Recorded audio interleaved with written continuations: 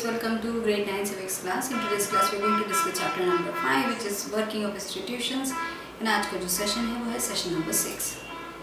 So we are going to discuss about जो दो houses of parliament होते हैं उनके बारे में हम लोग बात करेंगे इस सेशन में. Since the parliament plays a central role in modern democracies, most large countries divide the role and powers of the parliament in two parts. They are called chambers of और हाउसेस. तो since जो parliament है वो एक central part जो है उसका वो रहता है मॉडर्न डेमोक्रेसीज़ में. हम लोगों ने अर्लियर सेशन डिस्कस किया कि किस तरीके से जो पार्लियामेंट है that has the final authority किसी भी लॉ को पास करने के लिए. तो दैट इज़ वाई जो पार्लियामेंट है वो एक सेंट्रल रोल है उसका मॉडर्न डेमोक्रेसी में. एंड मोस्ट लार्ज कंट्रीज़ जो हैं वो रोल एंड पावर्स जो हैं पार्लियामेंट के वो डिवाइड कर देती हैं into two parts so that it's easier to maintain both parts.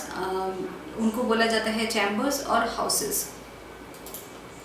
One house is usually directly elected by the people and exercises the real power on behalf of the people. The second house is usually elected indirectly and performs some special functions. तो जो first एक house है वो usually directly elected होता है by the people and exercise करता है real powers जो हैं on behalf of the people. तो जो लोग होते हैं उनके बिहाफ पे वो रियल पावर्स जो हैं उनको यूज़ करते हैं. सेकेंड हाउस जो है वो यूजुअली इलेक्टेड रहता है इनडायरेक्टली एंड परफॉर्म करता है सम स्पेशल जो फंक्शंस होते हैं उसको वो लोग जो है वो देखते हैं इनडायरेक्टली परफॉर्म करते हैं जो स्पेशल फंक्शन उसको. तो देयर आर वन हाउस जो डायरेक्टली लोग चूज़ करके भेजते हैं और वो उनके पास रियल पावर्स होती हैं. And then the second house जो यूजुअली इलेक्टेड रहता है indirectly. The most common work for the second house is to look after the interest of various states, regions और federal unions. तो मोस्ट कॉमन जो काम होता है सेकेंड हाउस का जो इनडायरेक्टली इलेक्ट होते हैं कि वो लुक आफ्टर करें इंटरेस्ट ऑफ वेरियस जो स्टेट्स हैं, रीजन्स हैं या फेडरल यूनिट्स हैं. तो उनका जो चीज़ें हैं वो ये जो सेकेंड हाउस है वो देखता है. In our country, the parliament consists of two houses. The two houses are known as the Council of States, which is Rajya Sabha, and the House of the People, which is Lok Sabha. तो हमारी country में if we talk about India की अगर हम लोग बात करें तो पार्लियामेंट जो है वो भी दो हाउसेस में डिवाइडेड है.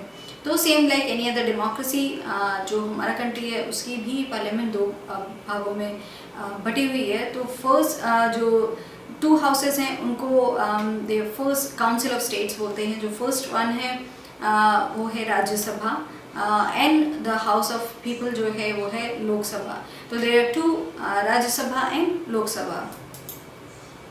The President of India is a part of the Parliament, although he or she is not a member of either houses.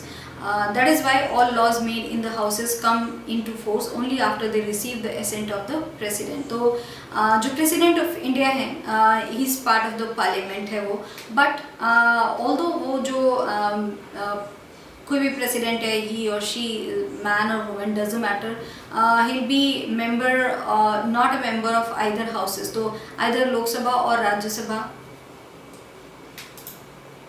So either Lok Sabha और राज्यसभा उनके पार्ट नहीं होते हैं president. And that is Y जो भी law बनते हैं राज्यसभा और लोकसभा में the two houses of parliament में वो तभी इन्फोर्स होते हैं जब उस पर प्रेसिडेंट जो है अपना वो मुहर लगाते हैं. So that is the way it is कि कोई भी लॉ होगा parliament will take decision on it and then जो प्रेसिडेंट है उनका कंसेंट लेना होता है. तो प्रेसिडेंट इज़ द फाइनल जो उस पर साइन करते हैं. Our constitution does give the Rajya Sabha some special powers over the states, but on most matters the Lok Sabha exercises supreme power. Let us see how. तो हमारा जो constitution है वो देता है राज्य सभा को कुछ स्पेशल पावर्स हैं ओवर द स्टेट्स. वो राज्य सभा को दी गई हैं कुछ special powers, but on the most matters जो लोकसभा है वो एक्सरसाइज करते हैं supreme power. And now we are going to see कि किस तरीके से जो लोकसभा है वो अपनी सुप्रीम पावर जो है वो एक्सरसाइज करते हैं. Any ordinary law needs to be passed by both the houses, but if there is a difference between the two houses, the final decision is taken in a joint session in which members of both the houses sit together. तो कोई भी ordinary जो law होता है that needs to be passed, वो पास होता है by both the houses से पास होना होता है उसको, लोकसभा एंड राज्यसभा दोनों से उसको पास होना होता है, then only it can become a law. But if there is a difference between the two houses, final decision जो है वो लिया जाता है in a joint session in which members of the both houses जो हैं वो बैठते हैं साथ में, डिस्कस करते हैं, डिबेट करते हैं, and that's how they take decision on any matter. तो both of the houses जो हैं कोई भी लॉ पास होना ऑर्डिनरी तो both of the houses से पास होना पड़ता है. Because of the larger number of members, the view of the Lok Sabha is likely to prevail in such a meeting. तो because जो larger number है members का in the view of the Lok Sabha जो है उसमें, that is why it is likely to prevail in such a meeting, because वहाँ पे उनका number जो है वो ज़्यादा है.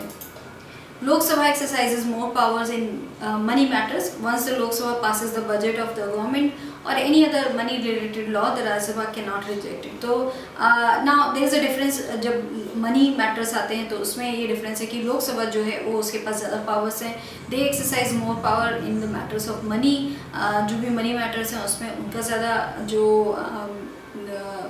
अथॉरिटी है वो है लोकसभा की. तो वंस लोकसभा पास करती है बजट ऑफ द गवर्नमेंट और any other money related law जो होता है वो राज्यसभा जो है उसको रिजेक्ट नहीं करती है, तो या कर नहीं सकती है उसको. So that is why this you all have to keep in mind कि मनी मैटर्स जो होते हैं उससे रिलेटेड कोई भी लॉ पास करना होगा तो राज्यसभा है वो उसको रिजेक्ट नहीं कर सकती है. The Rajya Sabha can only delay it by 14 days or suggest changes in it. The Lok Sabha may or may not accept these changes. तो जो मनी रिलेटेड जो लॉ है उसमें राज्यसभा उनका इतना ही केवल राइट है कि वो उसको डिले कर सकते हैं by 14 days और सजेस्ट कर सकते हैं उसमें कुछ changes. If they want Lok Sabha to make some changes they can ask for those changes. Lok Sabha may or may not accept these changes. तो लोकसभा को ये उनको इस पे कोई प्रेशराइज नहीं कर सकते हैं राज्यसभा के लोग कि वो उनके जो चेंजेस सजेस्ट करने के लिए वो बोल रहे हैं उसको वो माने ही. तो लोकसभा की जो है उसमें फाइनल अथॉरिटी वो है, वो if they want they can make the changes जो भी बताए हैं राज्यसभा ने, otherwise they can do whatever they want to do. Most importantly, the Lok Sabha controls the Council of Ministers. Only a person who enjoys the support of the majority of the members in the Lok Sabha is appointed the Prime Minister. तो most importantly जो लोक सभा है वो control करती है, council of ministers जो है उसको लोक सभा कंट्रोल करती है. ओनली पर्सन जो इंजॉय करता है support of the majority of the member जो होते हैं लोकसभा में, तो लोकसभा में जितने भी मेंबर हैं उसमें जो मेजॉरिटी ऑफ द मेंबर हैं वो जिसको चूज़ करते हैं, जिसको सपोर्ट देते हैं अपना, वो ही प्राइम मिनिस्टर अपॉइंट किया जाता है. So this is how it is कि लोकसभा में जितने भी लोग हैं जो भी मेजॉरिटी के साथ जिसको चूज़ करते हैं to be the prime minister, वो जो भी होता है वो प्राइम मिनिस्टर बन जाता है, जो भी मेंबर वो होता है. If the majority of the Lok Sabha members say they have no confidence in the Council of Ministers, all ministers including the Prime Minister have to quit. So अगर if the majority of the Lok Sabha members जो हैं वो ये कहते हैं कि they have no confidence, जो Council of Ministers हैं या all ministers including the Prime Minister, अब they say कि उनको कोई भी उसमें कॉन्फिडेंस नहीं है, सो उस हालत में फिर जो वो सर्कमस्टांसेस होंगी उसमें all minister including the prime minister they have to quit. The Rajya Sabha does not have this power. और ये जो पावर है लोकसभा के पास वो ये पावर राज्यसभा के पास नहीं है. So both the houses they have different powers. कोई एक पावर जो है वो लोकसभा के पास ज़्यादा है, राज्यसभा के पास ज़्यादा है, बट अगर एज अ होल देखें तो Lok Sabha has more powers and more say on things. So that's all we have discussed in this session about Lok Sabha and Rajya Sabha, the two जो दो हाउसेस हैं पार्लियामेंट के, वो हम लोगों ने यहाँ देखी कि किस तरीके से उनका जो वर्किंग है, how it is different and what the rights do they have. So that's all we have discussed in this session. Thank you.